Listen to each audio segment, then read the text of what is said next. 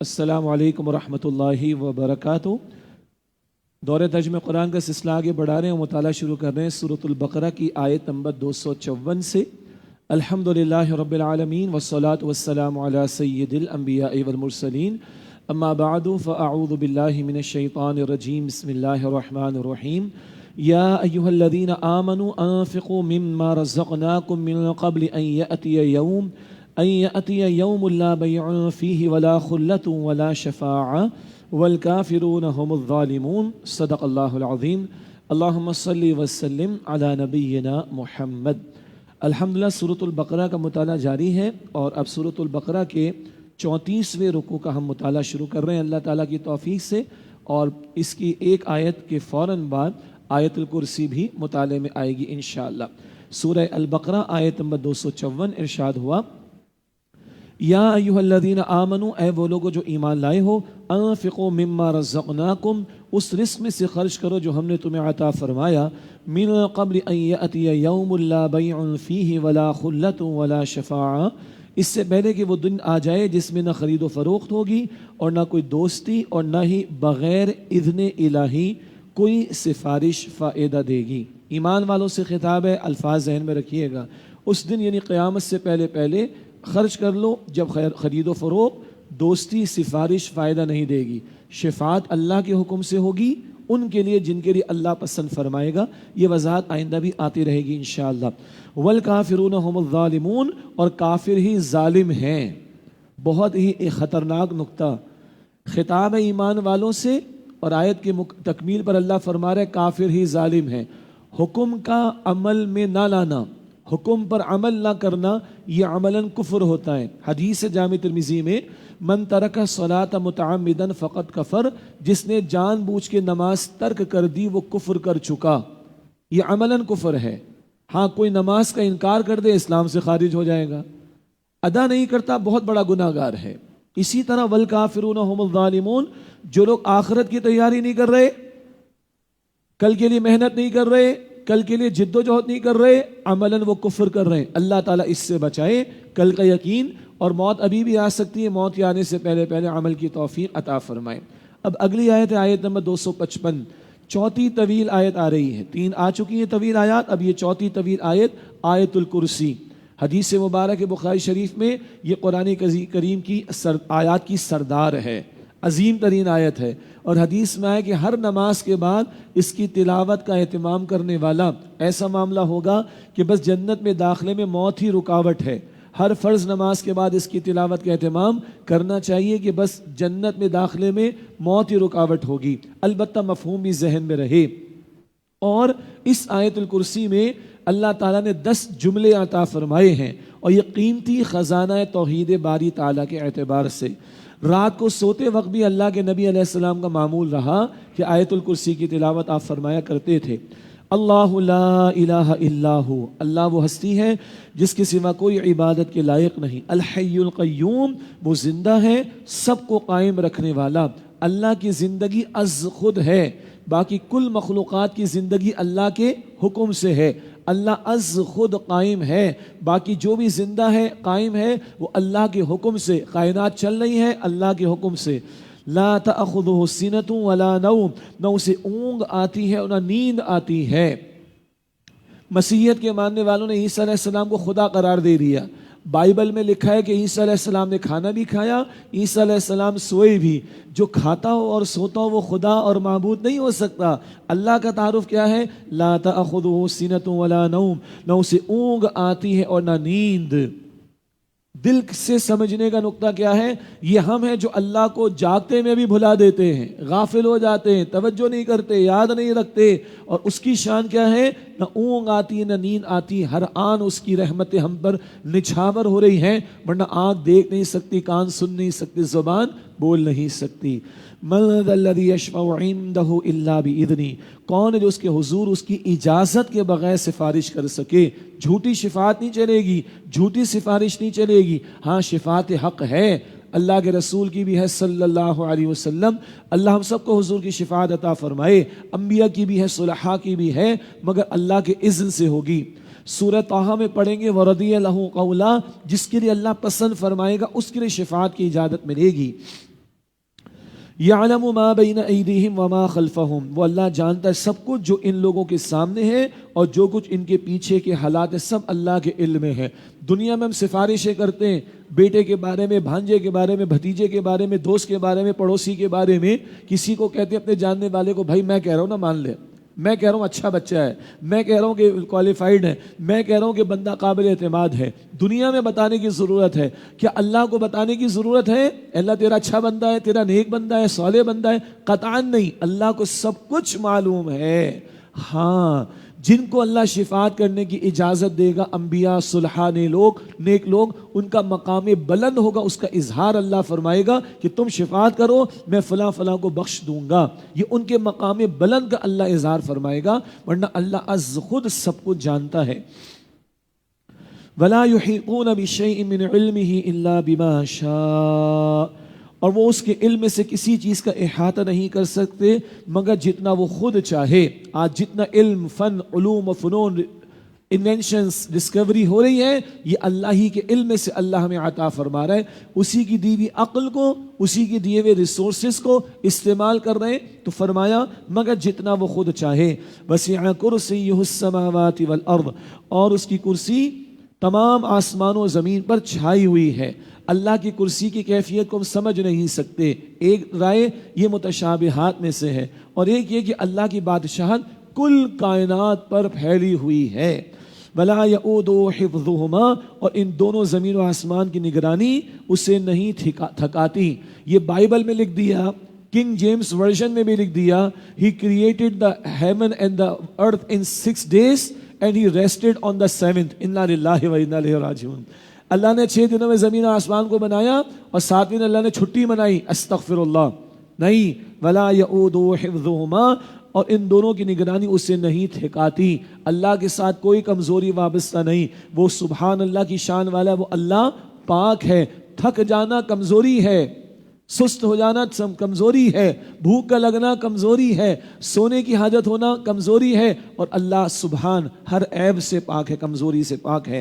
وَهُوَ الْعَلِيُّ الْعَظِيمُ، اور وہ سب سے بلند بڑی عظمتوں والا ہے۔ اللہ تعالیٰ اس آیت الکرسی کو ہم لوگوں کو ہمارے معمولات میں نمازوں کے بعد بھی اور رات کو سوتے وقت بھی رکھنے کی توفیق عطا فرمائے۔ اس کے بعد جو آیت ہے اس کا ایک حصہ بڑا مشہور ہے۔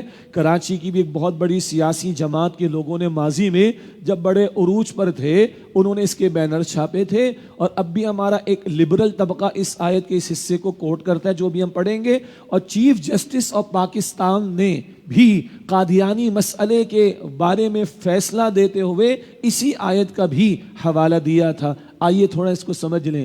لا اکراہ فی الدین، دین میں کوئی زبردستی نہیں، دین میں کوئی جبر نہیں، بالکل ٹھیک ہے۔ دین قبول کروانے میں جبر نہیں ہے، جو چاہے کافر بنے، اللہ پوچھ لے گا قیامت کے دن۔ اما شاکر و اما کفورا، سورہ دہر کے شروع میں ہے، اللہ نے ہدایت کا راستہ دکھا دیا، جو چاہے شکر کرے، جو چاہے ناشکری کرے، بالکل ٹھیک۔ تو دین قبول کروانے میں جبر نہیں، یاد رہے دین پر عمل کروانے میں جبر ہوگا۔ بچہ 7 سال کا ہو نماز کی تلقین کرو، 10 سال کا ہو جائے تھوڑی سختی کرو تاکہ نماز کا پابند ہو جائے، اور شریعت کے احکامات لاگو ہوں گے، شریعت کے نفاذ کی سٹرگل کی جائے گی۔ تو دین قبول کروانے میں جبر نہیں، مگر جس نے فری ول سے آزاد طور پر دین قبول کر لیا اس سے عمل درآمد کروایا جائے گا، ایک بات۔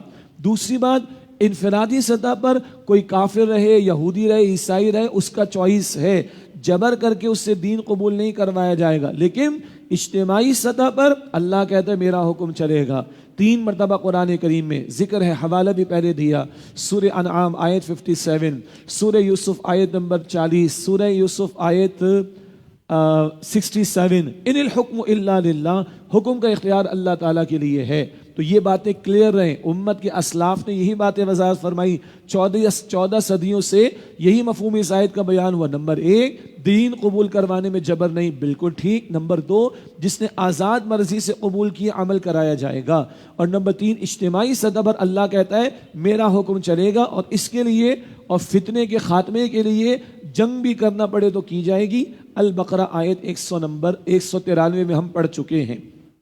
آگے فرمایا قد تبین رشد من الغی، بے شک ہدایت گمراہی سے خوب واضح ہو چکی ہے، اب جو چاہے ہدایت قبول کرے جو چاہے گمراہی کی طرف جائے۔ فمن یکفر بالطاغوت ویؤمن باللہ، تو جو طاغوت کا انکار کرے اور اللہ پر یہ ایمان رکھے، یہ بہت اہم بات ہے۔ طاغوت کسے کہتے ہیں؟ طغیانی سے۔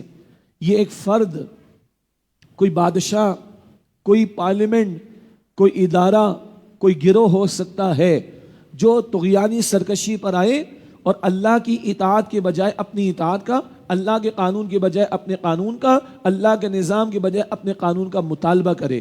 تو کوئی فرد، کوئی گروہ، کوئی پارلیمنٹ، کوئی بادشاہ، کوئی گروہ کے نظام کے چلانے والے، اگر وہ اللہ کی اطاعت کے بجائے اپنی اطاعت، اللہ کے قانون کے بجائے اپنے قانون، اللہ کے نظام کے بجائے اپنے نظام کی بات کرے تو یہ طاغوت، اس کا انکار پہلے ضروری ہے۔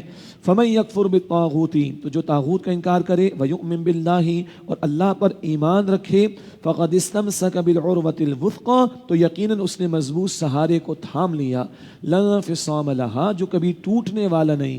اللہ کا سہارا ٹوٹنے والا نہیں، ہاں چھوٹ جاتا ہے ہم سے تو چھوڑو مت، یہ ٹوٹنے والا نہیں۔ Once you hold tight to the rope of اللہ، اللہ کی رسی کو، سہارے کو تھام لو تو پھر یہ ٹوٹنے والا نہیں ہے۔ واللہ سمیع علیم، اور اللہ خوب سننے والا، علم رکھنے والا ہے۔ اللہ ولی الذین آمنوا، اللہ ایمان لانے والوں کا کارساز ہے، ولی، پشپنا، کارساز۔ یخرجہم من الظلمات الی النور، ان کو اندھیروں سے روشنی کی طرف نکال لاتا ہے۔ بندے مخلص ہوں، ایمان کی روش پر آگے بڑھیں، اللہ گمراہی کے اندھیروں سے نکال کر ہدایت کی روشنی کی طرف ان کو لے آتا ہے۔ اللہ ایسے ہی لوگوں میں ہمیں شامل فرمائے۔ اس کے برعکس فرمایا والذین کفروا اولیاءہم الطاغوت، اور جنہوں نے کفر کیا ان کے ساتھی طاغوت ہیں۔ یخرجونہم من النور الی الظلمات، وہ انہیں روشنی سے اندھیروں کی طرف نکال لاتے ہیں۔ جو خود جانتے بوجھتے تکبر، تعصب، حسد، ضد، ہٹ دھرمی میں مبتلا ہو کر گمراہی کی طرف چل پڑے تو یہ طاغوت اس کے ساتھی جو طاغوت ہیں وہ گمراہی کے اندھیروں کی طرف ہی ان کو روشنی سے نکال کر لے جاتے ہیں۔ اولئک اصحاب النار، یہی لوگ جہنمی یعنی جہنم کی آگ والے ہیں۔ ہم فیہا خالدون، وہ اس میں ہمیشہ رہنے والے ہیں۔ اللہم اجرنا من النار، اے اللہ ہم سب کو جہنم کے عذاب سے محفوظ فرما۔ اگلا رکوع 35واں رکوع بڑا پیارا ہے۔ اب جب ہم کہتے ہیں بڑا پیارا ہے تو بھائی پورا قرآن بڑا پیارا ہے، ہر آیت بڑی قیمتی ہے، لیکن کسی خاص موضوع پر کوئی آیت اہم ہوتی ہے، کوئی رکوع اہم ہوتا ہے، کوئی سورت اہم ہوتی ہے۔ ساری آیتوں کی سردار کون سی آیت؟ آیت الکرسی، توحید باری تعالیٰ کا بڑا خزانہ اس میں آیا۔ اب اگلا رکوع توحید باری تعالیٰ کے دلائل پر 3 واقعات آ رہے ہیں۔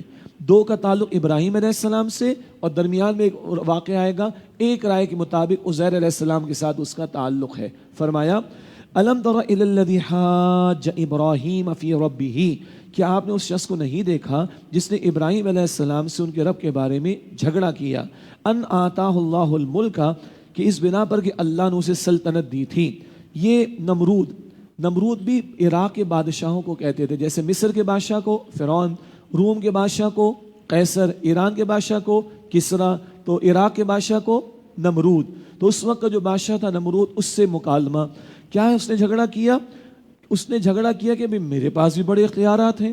ابراہیم علیہ السلام نے تخلیق کا ذکر کیا ہوگا، کائنات کو تخلیق کس نے کیا؟ اللہ نے۔ یہ بات ہم نے پہلے بھی سمجھی، بڑے بڑے لوگوں نے خدائی کے دعوے کیے مگر تخلیق کا دعویٰ، کریشن کا دعویٰ صرف اللہ نے کیا۔ اس نے بحث میں آ کر کہا میں تو یہ، میں تو وہ۔ نمرود نے کہا اذ قال ابراہیم، جب ابراہیم علیہ السلام نے اسے فرمایا ربی الذی یحیی و یمیت، میرا رب تو وہ ہے جو زندگی اور موت دیتا ہے۔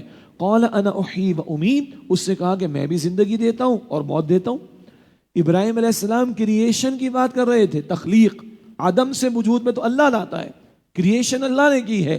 یہ اسباب کی بحث میں چلا گیا، ارے میں بھی موت دے سکتا ہوں، میں بھی زندگی دے سکتا ہوں، دیکھو ایسے کیسے، ایسے دیکھو۔ اس نے ایک شخص جس کو پھانسی لگنے والی تھی چھوڑ دیا، کہا دیکھو مرنے والا تھا میں نے بچا لیا، زندگی دے دی۔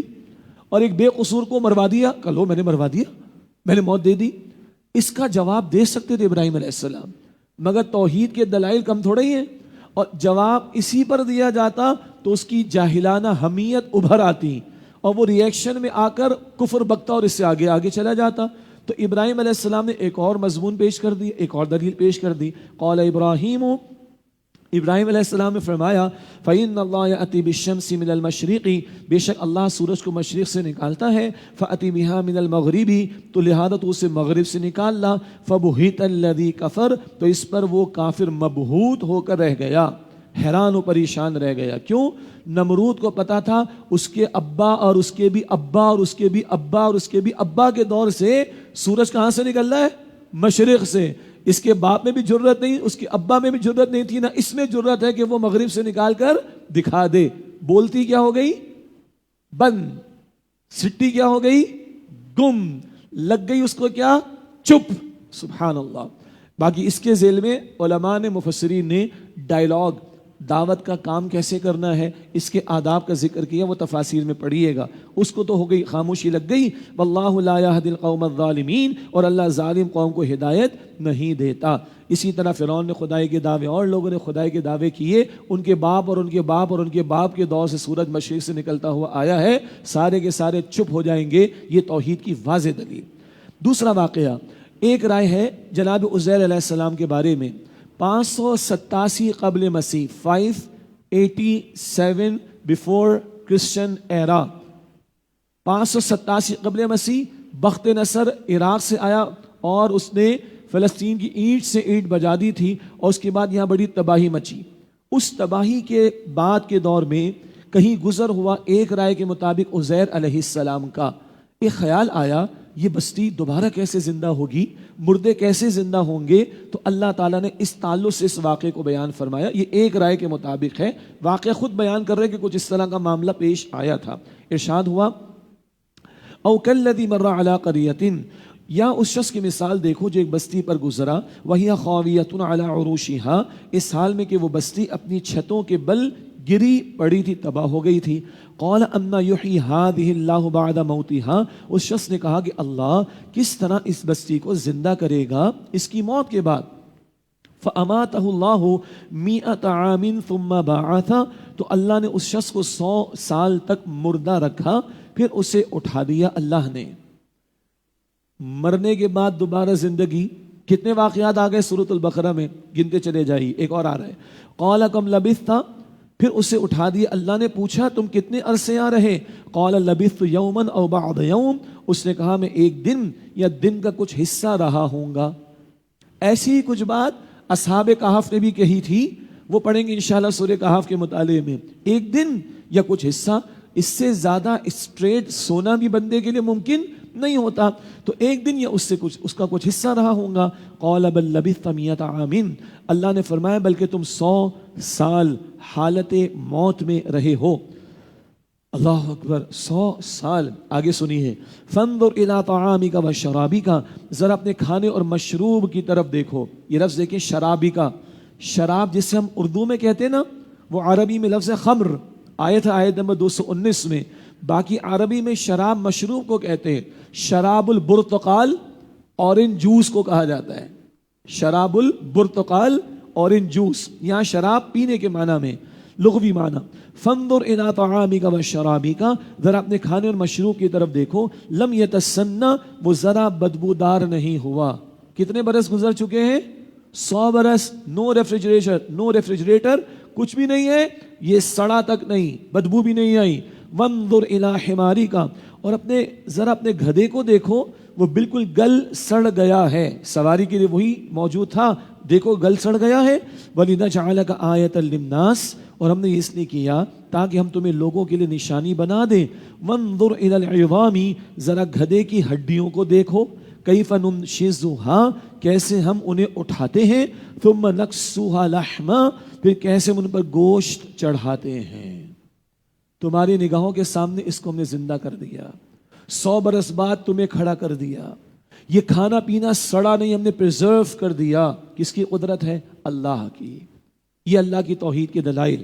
فلما تبین لہ، پھر اب اس شخص کے لیے حقیقت روشن ہو گئی. قال، اس نے کہا، اعلم ان اللہ علی کل شیء قدیر، مشاہداتی طور پر خوب جانتا ہوں کہ بے شک اللہ تعالی ہر چیز پر پوری طرح قادر ہے. ہمارے لیے اللہ کی قدرت کی وسعتوں کا احاطہ کرنا ممکن نہیں. تو یہ جو مشاہدہ میں نے دیکھا یہ سب کچھ میں جانتا ہوں بے شک اللہ تعالیٰ ہر چیز پر پوری طرح قادر ہے. بھائی لطف آ رہا ہے؟ یہ واقعات سے سیکھنا سکھانا بڑا آسان ہوتا ہے. اسٹوری ٹیلنگ آج بھی چلتی ہے اور کیس اسٹڈیز آج بھی چلتی ہیں. صدیوں سے قرآن واقعات سنا رہا ہے اور سمجھنا آسان ہوتا ہے. دلائل کے انبار ہیں جو اللہ تعالیٰ نے توحید کے تعلق سے ہمارے سامنے رکھے. تیسرا واقعہ ابراہیم علیہ السلام، 4 پرندوں والا واقعہ. فرمایا وَإِذْ قَالَ إِبْرَاهِيمُ، اور یاد کرو جب ابراہیم علیہ السلام نے عرض کیا ربی ارینی کیف تحیی الموتى، اے میرے رب مجھے دکھا کہ تو کیسے مردوں کو زندہ فرماتا ہے. قال اولم تؤمن، اللہ نے پوچھا اے ابراہیم کیا تم یقین نہیں رکھتے؟ قال بلا، عرض کیا کیوں نہیں؟ ولیکن لیطمئن قلبی، لیکن میں چاہتا ہوں کہ میرا دل مطمئن ہو جائے. یہ بہت قیمتی مقام ہے. اللہ نے پہلے کیا کلیئرٹی لی؟ ایمان نہیں ہے؟ اللہ ایمان تو ہے، why not, surely I do believe in you، اللہ تجھ پر ایمان ہے، میرے دل کا اطمینان ہو جائے. اچھا، پیغمبروں کو پورے وثوق سے دعوت دینا ہوتی ہے لوگوں کے سامنے، تو اللہ ان کو مشاہدات کراتا ہے. یہ بات انشاءاللہ سورۃ الانعام میں بھی آئے گی. انشاءاللہ آیت نمبر 75 میں کائنات کے عجائبات کا مشاہدہ اللہ نے کرایا ابراہیم علیہ السلام کو. تو خاص پیغمبروں کا بھی واقعہ. ہمارے لیے سمجھنے کی بات کیا ہے؟ مانو پہلے، پھر سمجھنے اور حکمت تلاش کرنے کی بات کرو. ہاں اللہ کو ماننا چاہتے ہو، کائنات میں غور و فکر کرو، کوئی تو ہے جو نظام ہستی چلا رہا ہے، وہی خدا ہے. ذرہ ذرہ پکارے گا اس کائنات کو پیدا کرنے والے جسے آپ اور میں اللہ کہتے ہیں. لیکن احکام کی بات آئے گی تو ذات کو مان لیا تو بات کو ماننے میں کوئی مسئلہ نہیں ہونا چاہیے. سنیے گا، ذات کو مان لیا تو بات کو ماننے میں مسئلہ نہیں ہونا چاہیے. پہلے کہو اے اللہ میرا ایمان ہے. ہاں دل کے اطمینان کے لیے سیکھ لے، کوئی حرج نہیں. شاہ ولی اللہ رحمۃ اللہ علیہ کی کتاب ہے، دنیا کی یونیورسٹیز میں ٹرانسلیشن اس کی پڑھائی جاتی ہے، حجت اللہ البالغہ. شریعت کے احکام کی ہڈن وزڈم انہوں نے بیان کی، حکمت، اسرار اور رموز. اور اس میں شاہ ولی اللہ رحمۃ اللہ علیہ نے اسی آیت کا حوالہ دیا کہ حکم ماننے کے بعد حکمت تلاش کرنا کوئی مسئلہ نہیں ہے. حکمت معلوم ہو جائے ٹھیک ہے، نہ معلوم ہو تو یہ عقل کل تھوڑی ہے کوئی. چلو بھائی حکم تو ماننا ہی ہے. Boss is always right and if disagreed refer to rule number 1. And what is rule number 1؟ Boss is always right. Allah is the boss of the universe. Allah کا ہر حکم ماننا ہے، چاہے حکمت پتہ چلے یا پتہ نہ چلے. دنیا میں مانتے باس از آلویز رائٹ، تو کائنات کا باس، کائنات کا کریٹر، اس کی ماننے میں کیا مسئلہ ہے بھائی؟ فرمایا ولیکن لیطمئن قلبی، لیکن میں چاہتا ہوں کہ میرا دل مطمئن ہو جائے. یہ کلیئرٹی آ گئی. اب اللہ حکم دے رہا ہے، قال فخذ 4 من الطیر، اللہ نے فرمایا پرندوں میں سے کچھ 4 لے لو، فصرہن الیک، تو پھر انہیں اپنے سے مانوس کر لو، فیملیئر کر لو. ثم اجعل علی کل جبل منہن جزءا، پھر انہیں ذبح کر کے ان کا ایک ایک ٹکڑا ہر پہاڑ پر رکھ دو.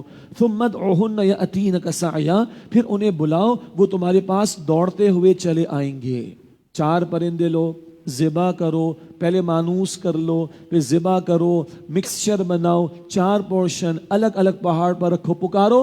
یأتینک سعیا، سعی تیزی سے چلنے کو بھی کہتے ہیں، اڑ کر نہیں، چلتے ہوئے تیزی سے آئیں گے تاکہ کوئی ادھر ادھر سے پرندہ نہ آ جائے. ایگزیکٹلی وہی آئے گا جس کو ہم نے تمہارے ساتھ فیملیئر کر دیا تھا. وَعْلَمْ، اور جان لو، ان اللہ عزیز حکیم، بے شک اللہ بہت غالب، بڑی حکمت والا ہے. بڑا پیارا رکوع ہے. یہ 3 واقعات توحید کے دلائل پر. اب اگلے 2 رکوع یہ بھی بڑے پیارے ہیں، اور یہ رکوع پیارے ہیں انفاق فی سبیل اللہ کے موضوع کے حوالے سے.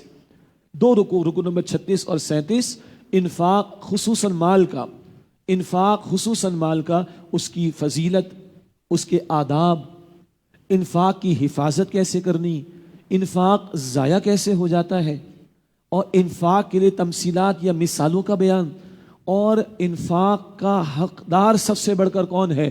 یہ بہت سارے موضوعات ہیں جو اگلے 2 رکوعوں میں آ رہے ہیں، اور یہ موضوع قرآن کریم میں انفاق فی سبیل اللہ کے موضوع پر نقطہ عروج اور کلائمیکس ہے. فرمایا مثل الذین ينفقون اموالهم فی سبیل اللہ، جو لوگ اللہ کی راہ میں اپنا مال خرچ کرتے ہیں، ان کی مثال کا مثل حبۃ، ایک دانے کی سی ہے، ایک سیڈ، دانہ، انبتت 7 سنابل، جس نے اگائیں 7 بالیاں، فی کل سنبلۃ 100 حبہ، ہر بالی میں 100 دانے ہیں.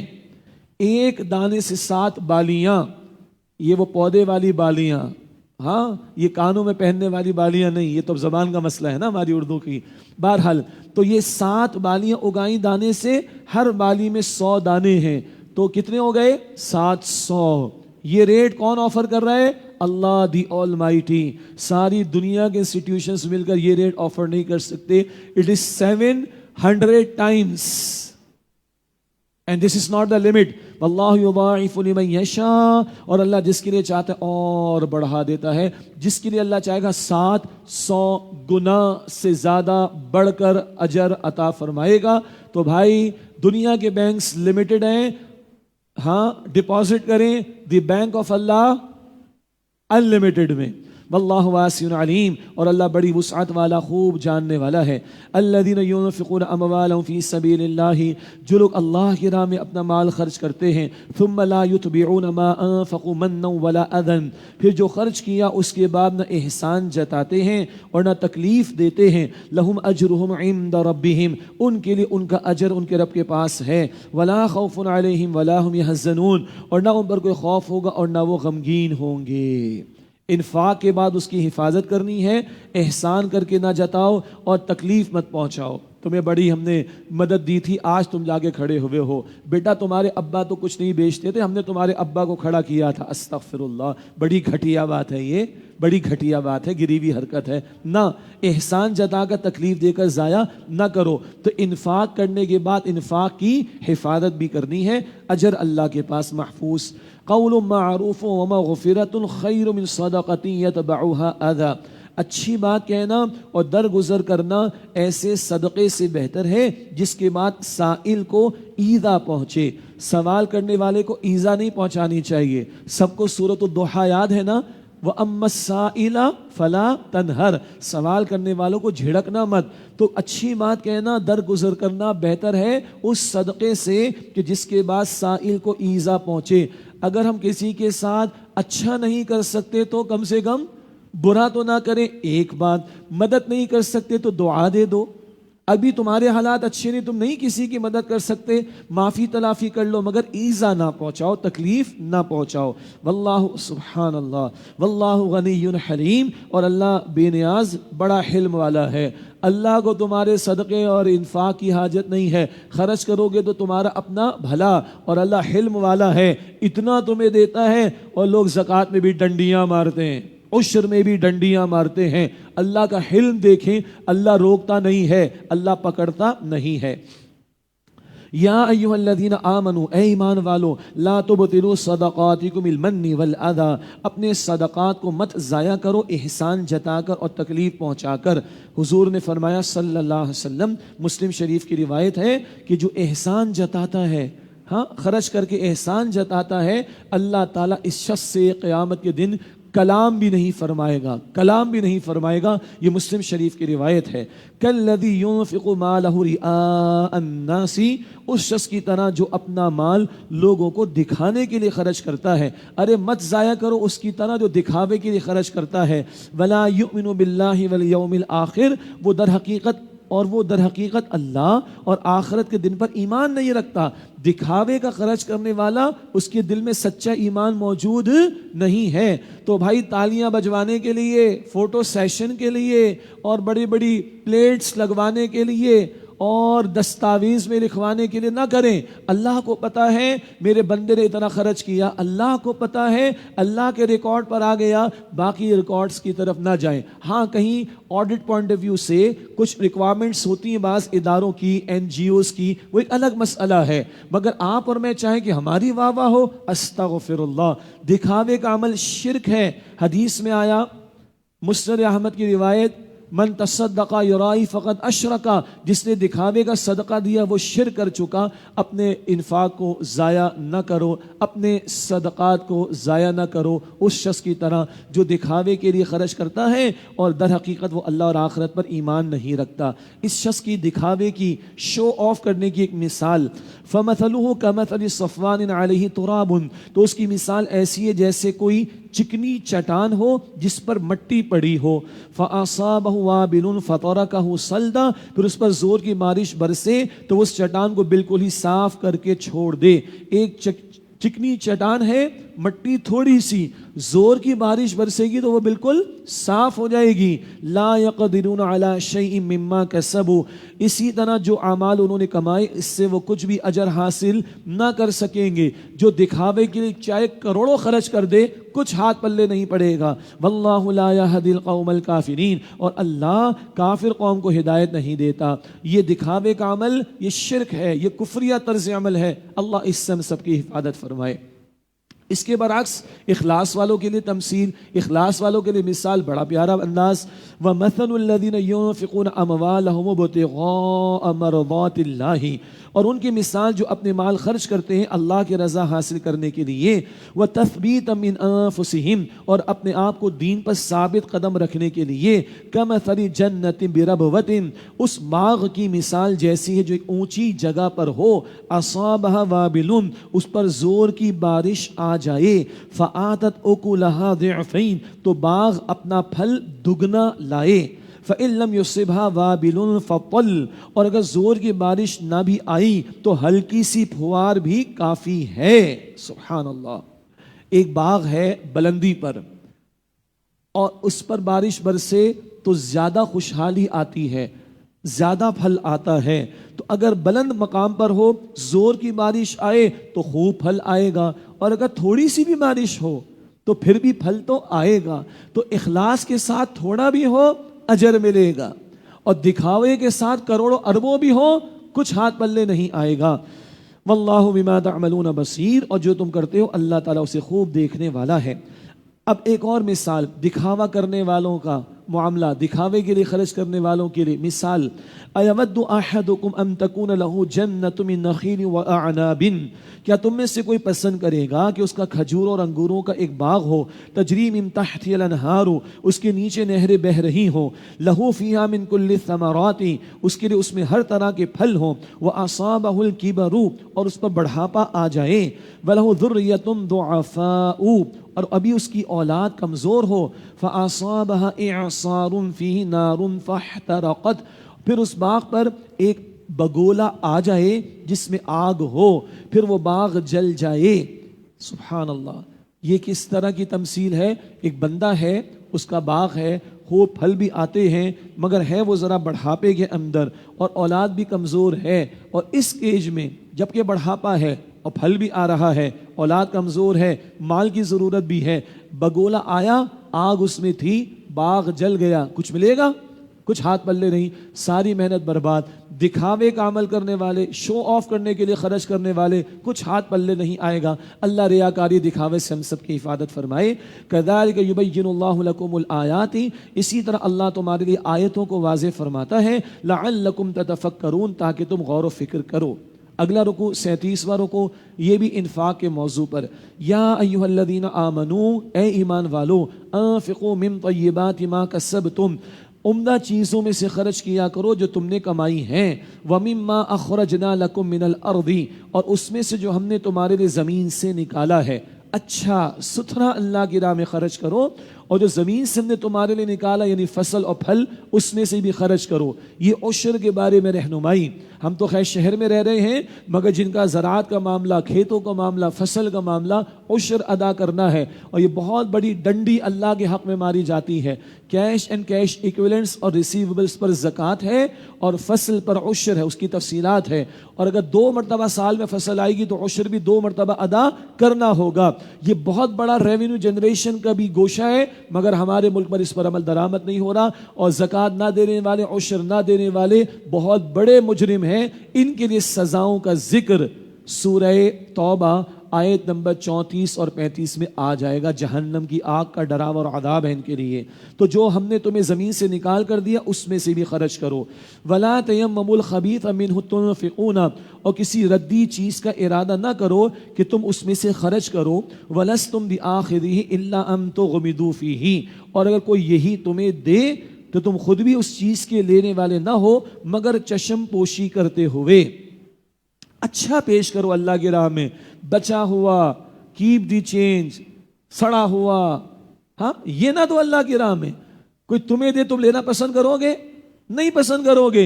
इल्ला ये कि तुम इंतहाई मजबूर हो जाओ तो चश्म पोशी करते हुए चारों नाचार कबूल कर लोगे। अपने लिए पसंद नहीं करते, राह खुदा में खर्च करते हो। हाँ कुछ बचा हुआ जाया होने से बच जाए, किसी के इस्तेमाल में आ जाए, अलग शय है, मगर तुम घटिया अल्लाह की राह में पेश करो। बचा कुछ अल्लाह की राह में दो, कुछ बचेगा तो अल्लाह की राह में दोगे, ये तो बड़ी घटिया बात है। बेहतरीन अल्लाह की राह में दो ताकि अल्लाह तुम्हें बढ़ा चढ़ाकर दुनिया में भी दे और आखिरत में भी। सुभान अल्लाह। हर दिन 2 फरिश्ते नाजिल होते हैं, बुखारी शरीफ की हदीस, हुजूर ने फरमाया हर दिन 2 फरिश्ते नाजिल होते हैं। एक कहते हैं अल्लाह जो दे रहे और दे और दे और दे, अल्लाह गयूर ज़ात है, उसको देते हो तो इधर भी लौटाता है वो। सुभान अल्लाह।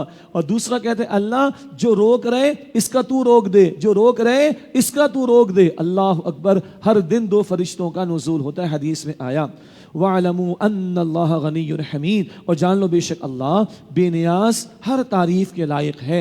तुम्हारी हाजत नहीं अल्लाह को, तुम्हारे इन्फाक की हाजत नहीं अल्लाह को, तुम दो तुम्हारा ही भला। अश्शैतानु यईदुकुमुल फ़क़्र व यअमुरुकुम बिल फ़हशा, शैतान तुम्हें तंगदस्ती से डराता है और तुम्हें बेहयाई की तरगीब देता है। जब अल्लाह की राह में खर्च करने की बात आएगी तो शैतान कहेगा इन्फ्लेशन बहुत बढ़ गया, अरे भाई महंगाई बहुत ज़्यादा है, अरे भाई क्या करें खर्चे ही पूरे नहीं होते, अरे भाई क्या करें गुजारा ही नहीं होता। सुभान अल्लाह। आईफोन प्रो 15 लेने के लिए पैसा है तुम्हारे पास 5-5 लाख रुपया।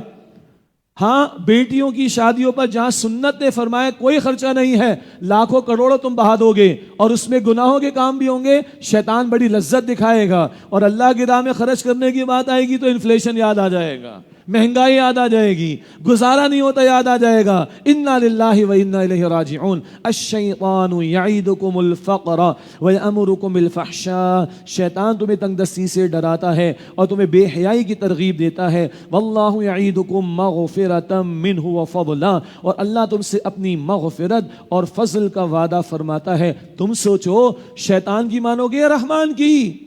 रहमान तुम्हें गनी कर देगा, मग़फ़िरत का फजल का वादा देता है, और शैतान तुम्हें डराता है कि तुम फकीर हो जाओगे। बताओ किसकी माननी है भाई? रहमान की। वल्लाहु वासिउन अलीम, और अल्लाह बड़ी वुसअत वाला, खूब इल्म रखने वाला है। युतिल हिकमत मन यशा, अल्लाह जिसे चाहता है हिकमत अता फरमाता है। ये हिकमत वो हकीम साहब जो होते हैं ना, वो वाली हिकमत नहीं। हुक्म इसमें मुस्तहकम होना, मजबूत होना, इसका मफहूम भी है। बातिन की बसीरत बंदे को मिले और अशिया की हकीकत उसको समझ में आए, वो दुनिया नहीं आखिरत को असल समझ बैठे, वो हक और बातिल में तमीज करने के काबिल हो जाए। तो युतिल हिकमत मन यशा, अल्लाह जिसको चाहता है हिकमत अता फरमाता है। शऊर का पुख्ता होना, बातिन की बसीरत का मिल जाना, सही गलत में तमीज करने के काबिल हो जाना, असल अपने नफे नुकसान को समझ लेना, हिकमत। वमन युतिल हिकमत फ़क़द ऊतिया खैरन कसीरा, और जिसे हिकमत अता की गई तो यकीनन उसे बहुत बड़ी भलाई अता कर दी गई। अल्लाह हमें भी हिकमत अता फरमाए। वमा यज़्ज़करु इल्ला उलुल अलबाब, और नसीहत तो सिर्फ अक्लमंद लोग ही हासिल करते हैं। और अक्लमंद कौन है?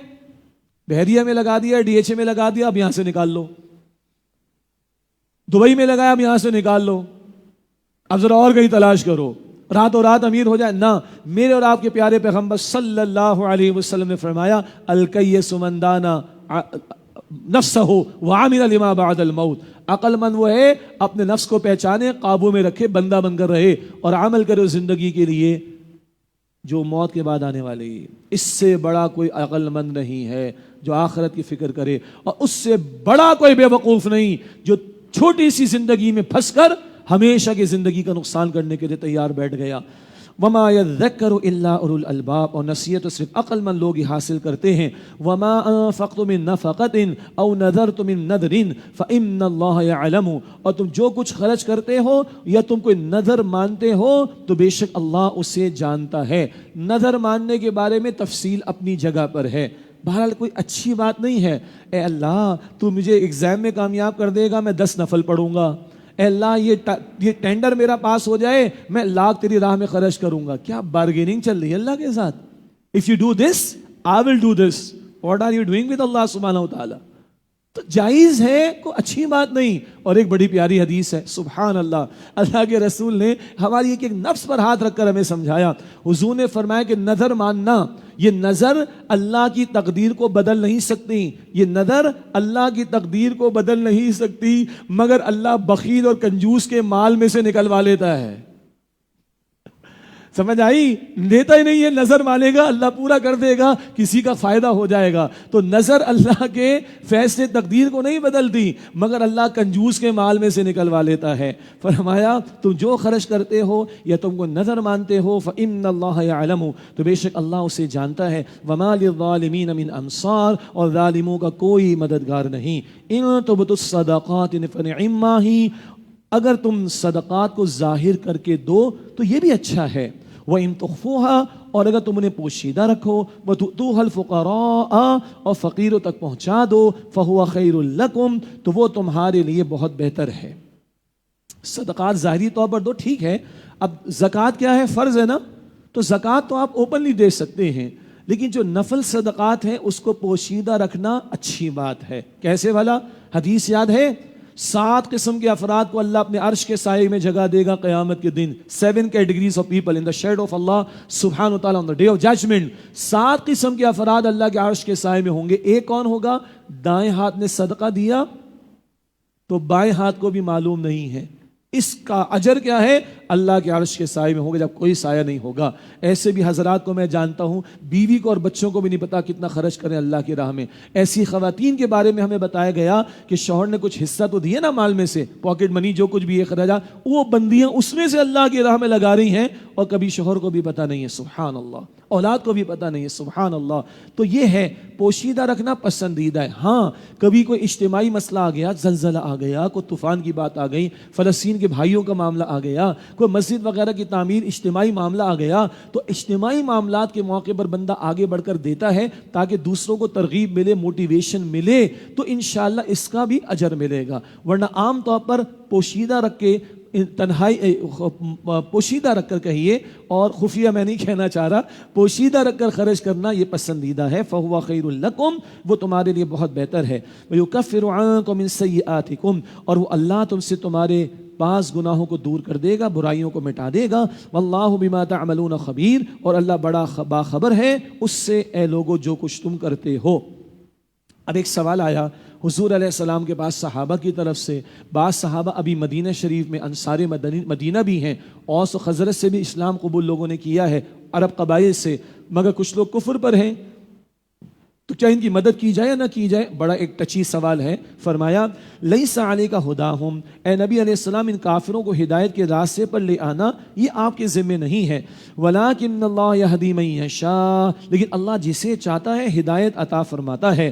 وما تنفقوا من خیر فلانفسکم، اور لوگوں تم جو مال خرچ کرتے ہو وہ تمہارے ہی فائدے کے لیے ہے. وما تنفقون الا ابتغاء وجہ اللہ، اور تم صرف اللہ کی رضا کے حصول کے لیے خرچ کرتے ہو. وما تنفقوا من خیر، اور تم جو کچھ بھی مال میں سے خرچ کرتے ہو یوفى الیکم، اس کا اجر تمہیں پورا پورا دیا جائے گا. وانتم لا تظلمون، اور تم پر کوئی ظلم نہیں کیا جائے گا. اگر کوئی کافر ہے تمہارا پڑوسی، رشتہ دار، دوست، اس کی مدد کر سکتے ہو. البتہ حدیث مبارک میں حضور نے بتایا کہ زکوٰۃ سے نہیں، زکوٰۃ مسلمانوں کے امراء سے وصول کی جائے گی اور مسلمانوں ہی کے غرباء اور فقراء پر خرچ کی جائے گی. کافروں کو دیجئے نان زکوٰۃ فنڈ سے. ہاں، اور زکوٰۃ کافی نہیں ہے.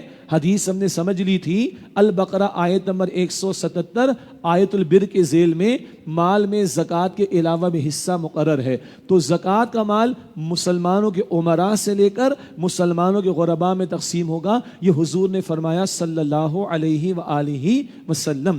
البتہ یہاں بتا دیا گیا وہ کافر ہے، ٹھیک ہو گیا، ضرورت مند ہے، اس کی مدد کر سکتے ہو. اور ایک اور اینگل سے دیکھیں، وہ بات کی بات ہے، ہدایت دینا ذمہ نہیں ہے تمہارے، مگر ایک اور اینگل سے کیا ہے، دل جیتو گے، دوسرے کے کام آؤ گے، تو اب اگر دین کی بات رکھو گے تو قبول بھی کرنا اس کے لیے ممکن بنے گا. اب بتایا جا رہا ہے کہ انفاق کے سب سے بڑھ کر حقدار کون ہیں.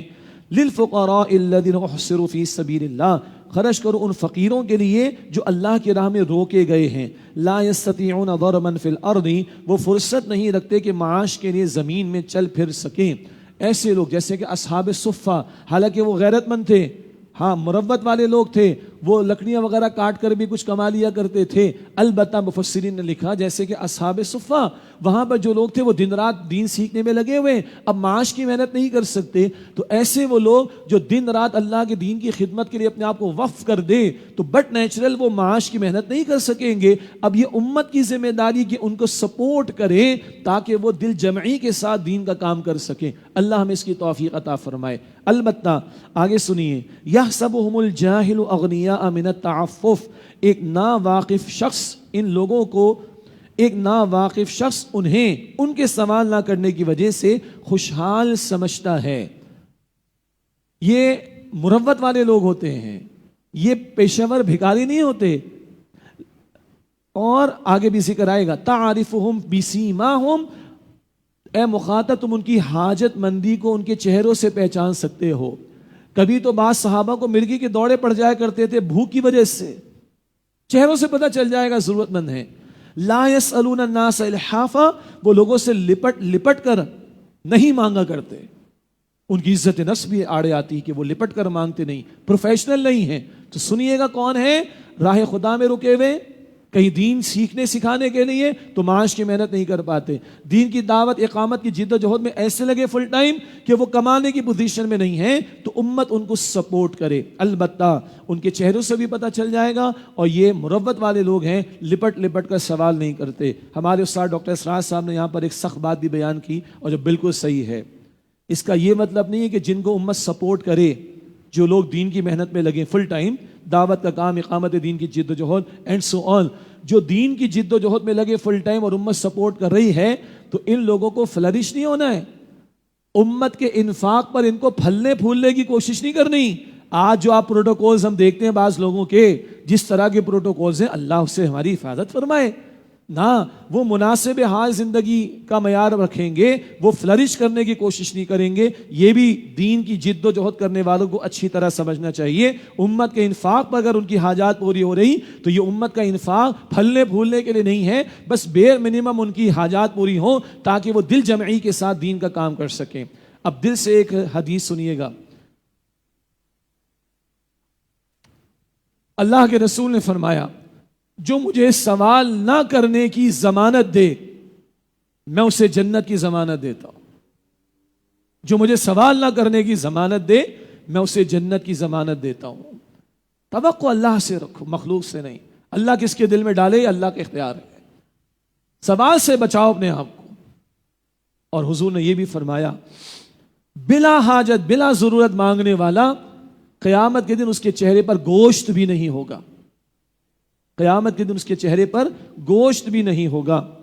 اور حضور نے فرمایا صلی اللہ علیہ وسلم، بلا ضرورت بلا حاجت مانگنے والا وہ جہنم کے انگارے جمع کر رہا ہے۔ اللہ اکبر۔ بہرحال ان لوگوں کی مدد کرنی چاہیے، کسے باشد کہیں بھی ہوں، جنہوں نے اخلاص کے ساتھ دین کے لیے وقف کیا اپنے آپ کو، تو امت کے بحاف پر وہ ذمہ داری ادا کر رہے ہیں، امت ان کو سپورٹ کرے۔ ان کے بارے میں فرمایا، وما تنفقوا من خیر، اور تم جو کچھ بھی مال میں سے خرچ کرتے ہو، فإن اللہ بہ علیم، تو بے شک اللہ اسے خوب جاننے والا ہے۔ اب 38واں رکوع شروع ہو رہے ہیں۔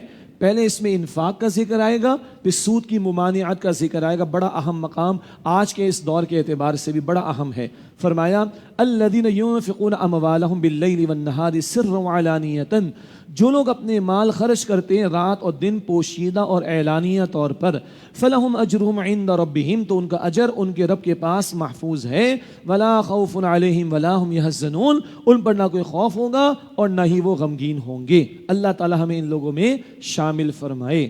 یہاں تک آ کر یہ انفاق کا بیان ایک درجے میں مسلسل مکمل ہو گیا، ایک درجے میں، آگے بھی آئے گا۔ اللہ تعالیٰ نے اضافی مال کسی کو دیا ہونا، میری اور آپ کی ضرورت پوری ہو گئی، اب بچا ہوا ہے، سیونگز ہیں، اسی کو یہی تو کھلتی ہے انسانوں کو، اور یہی سرمایہ داروں کو کھلتی ہے، اور یہی سارے بینکنگ سیکٹر والے لوگوں کو کھلتی ہے۔ اس سیونگ یعنی اضافی مال کا بہترین استعمال کیا ہے؟ بینک آف اللہ انلمیٹڈ میں ڈپازٹ کرا دو بھائی، return guaranteed by Allah the Almighty, the sole supreme power of the universe یا metaverse whatever it may be, اس اللہ نے گارنٹی کیا ہے۔ تو بہترین استعمال کیا ہے؟ اضافی دولت راہ خدا میں لگاؤ، انفاق کر دو۔ اب سود کا معاملہ کیا ہے؟ اضافی دولت اگر ہے تو بدترین استعمال کیا ہے؟ سود پر کمائی کرنا. اضافی مال اگر ہے تو بدترین استعمال کیا ہے؟ سود پر کمائی کرنا. درمیان میں کچھ اور بھی اضافی مال ہے. کسی کو آپ قرض حسنہ دے سکتے ہیں، قرض دے کر کسی کی مدد کر سکتے ہیں، آپ کسی کے ساتھ پارٹنرشپ کر سکتے ہیں، مضاربت کر سکتے ہیں. ایک شخص کی محنت، ایک شخص کا پیسہ، تفصیل علماء سے معلوم کیجئے. یا پھر سلیپنگ پارٹنر ہے، آپ نے پیسہ لگا دیا، اگلا محنت کر رہا ہے. یا برابر برابر کی پارٹنرشپ ہے. یہ سب درمیانی چیزیں ہیں. بدترین استعمال کیا ہے؟ سود خوری. اب اس کا بیان، الذین یأکلون الربا، جو لوگ سود کھاتے ہیں، لا یقومون الا کما یقوم الذی یتخبطہ الشیطان من المس، وہ روز قیامت کھڑے نہیں ہوں گے مگر جیسے وہ شخص کھڑا ہوتا ہے جسے شیطان نے چھو کر پاگل کر دیا ہو. ایک یہ ترجمانی آخرت کے اعتبار سے، ایسے بدحواس ہوں گے جیسے کسی کو شیطان نے چھو کر باولا پاگل کر دیا ہو. اور یہ سود خوری کی ذہنیت دنیا میں بھی انسان کو پاگل بنا دیتی، احمق بنا دیتی ہے. کیسے؟ آگے اللہ فرما رہے ہیں ذالک بانہم قالوا، ایسا اس لیے ہوگا کہ وہ کہتے ہیں انما البیع مثل الربا، کہ تجارت بھی سود ہی کی مانند ہے. بھائی 1,00,000 روپے کسی کو دیے، میں نے 1,10,000 واپس لیے، میں نے 10,000 روپے کما لیے. میں نے 1,00,000 روپے کی چیز خریدی، میں نے 1,10,000 کی بیچ دی، میں نے 10,000 روپے کما لیے. یہ احمق کہتے ہیں تو سیم ہے. 1,00,000 دے کر 1,10,000، 10,000 روپے سود. 1,00,000 کی شے 1,10,000 میں بیچی، 10,000 روپے کا پروفٹ. ایک ہی تو ہے. یہ عقل کہہ رہی ہے ایسے احمقوں کی. اور اللہ کا حکم کیا کہہ رہا ہے؟ سنیے، وَأَحَلَّ اللَّهُ الْبَيْعَ، حالانکہ اللہ نے تجارت کو حلال فرمایا ہے، وَحَرَّمَ الرِّبَا، اور سود کو حرام کیا ہے. بس ختم ہو گئی بات. عقل کی دلیل بعد میں آ جائے گی کسی وقت، یہاں میری ہمت نہیں ہے اس وقت. باس از آلویز رائٹ. تجارت حلال ہے، بچے کو بھی پتا ہے ریڑھی والا انکل اگر وہ سیب بیچ رہا ہے تو اس کو کچھ پروفٹ ملتا ہوگا. ریڑھی والے کی بھی تجارت بچے کو پتا ہے. اور قرض پر پیسہ بنانا سب کو پتا ہے کہ سود ہے. لیکن ہم تفصیل میں نہیں جا رہے، فیس ویلیو پر لیجیے. اللہ فرماتا ہے تمہاری عقل کو رکھو نیچے. وَأَحَلَّ اللَّهُ الْبَيْعَ، حالانکہ اللہ نے تجارت کو حلال فرمایا ہے، وَحَرَّمَ الرِّبَا، اور سود کو حرام کیا ہے. فَمَنْ جَاءَهُ مَوْعِظَةٌ مِّن رَّبِّهِ فَانْتَهَىٰ فَلَهُ مَا سَلَفَ، لہذا جس کے پاس اس کے رب کی طرف سے نصیحت آئی پھر وہ باز آ جائے تو جو حرمت سود سے پہلے لے چکا ہے وہ اسی کا ہے، وہ تو معاملہ ہوا ختم. آگے البتہ ایک ڈراوا ہے بقول مولانا مودودی علیہ رحمہ کے، ایک ڈر آگے اللہ سنا رہے ہیں، وَأَمْرُهُ إِلَى اللَّهِ، اور اس کا معاملہ اللہ کے حوالے ہے. چوکنے رہو. وَمَنْ عَادَ، اور جو دوبارہ ایسا کرے، آئندہ سود خوری کا معاملہ کرے، فَأُولَٰئِكَ أَصْحَابُ النَّارِ، تو وہی آگ والے ہیں، ہم فیہا خالدون، وہ اس میں ہمیشہ رہنے والے ہیں. اللہ ہم سب کو جہنم کی آگ سے محفوظ فرمائے. ادھر بھی سود کے ساتھ جہنم کا ذکر، سورہ آل عمران میں پڑھیں گے، ادھر بھی سود کے ساتھ جہنم کا ذکر آئے گا. بہت سخت بات ہے، اور آگے مزید ابھی تذکرہ آئے گا.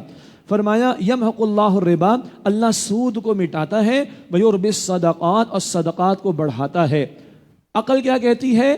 1,00,000 دیے، 10,000 روپے سود کمایا، کتنا آ گیا؟ 1,10,000. اور وہی کیا کہتی ہے؟ 1,00,000 تمہارے پاس تھے، تم نے 2,500 روپے زکوٰۃ دے دی، کتنے رہ گئے؟ 97,500. عقل کہتی وہ بڑھ گیا سود اور زکوٰۃ سے ہو گیا کم. عقل کہتی ہے نا، عقل کو رکھے نیچے، وہی کو رکھے اوپر. اللہ فرما رہا ہے یمحق اللہ الربا، اللہ سود کو مٹاتا ہے، ویربی الصدقات، اور صدقات کو بڑھاتا ہے. اور اللہ کے رسول علیہ السلام فرماتے ہیں، سنن ابن ماجہ شریف کی روایت ہے کہ سود کا انجام مفلسی کے سوا کچھ نہیں، اور صدقے سے مال کبھی کم نہیں ہوتا. یہ محمد مصطفیٰ فرما رہے صلی اللہ علیہ وسلم. میں کوئی آپ کے سامنے عقلی بات ابھی رکھنے کی ہمت نہیں کر رہا، کوئی انالیسس آپ کے سامنے ابھی نہیں رکھ رہا، وہ کسی اور موقع پر اللہ کی وحی کو ہم مومن ہیں، ایمان والے، فیس ویلیو پر سمجھیں. یمحق اللہ الربا ویربی الصدقات، اللہ سود کو مٹاتا ہے اور صدقات کو بڑھاتا ہے. واللہ لا یحب کل کفار اثیم، اور اللہ کسی ناشکرے گناہگار کو پسند نہیں کرتا. ان الذین آمنوا وعملوا الصالحات واقاموا الصلاة وآتوا الزکاة، بے شک جو لوگ ایمان لائے اور نیک اعمال انہوں نے کیے اور نماز قائم کی اور زکوٰۃ ادا کی، لہم اجرہم عند ربہم، ان کا اجر ان کے رب کے پاس محفوظ ہے، ولا خوف علیہم ولا ہم یحزنون، اور ان پر نہ کوئی خوف ہوگا اور نہ ہی وہ غمگین ہوں گے۔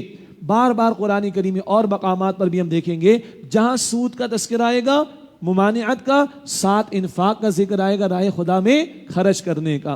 اب سنیے، شدید ترین الفاظ اعمال میں سے جس برے عمل پر شدید ترین سزا کا ذکر ہے وہ یہ مقام ہے، یا ایھا الذین آمنوا اتقوا اللہ، اے ایمان والو اللہ سے ڈرو، وذروا ما بقی من الربا، اور چھوڑ دو جو سود کسی کے ذمے باقی رہ گیا ہے، ان کنتم مؤمنین، اگر تم سچے مومن ہو۔ آیت کے الفاظ دیکھیے، شروع میں فرمایا اے ایمان والو، آخر میں فرمایا اگر تم مومن ہو، درمیان میں فرمایا اللہ سے ڈرو، نافرمانی سے ڈرو، اور جو سود کسی کے ذمہ رہ گیا چھوڑ دو۔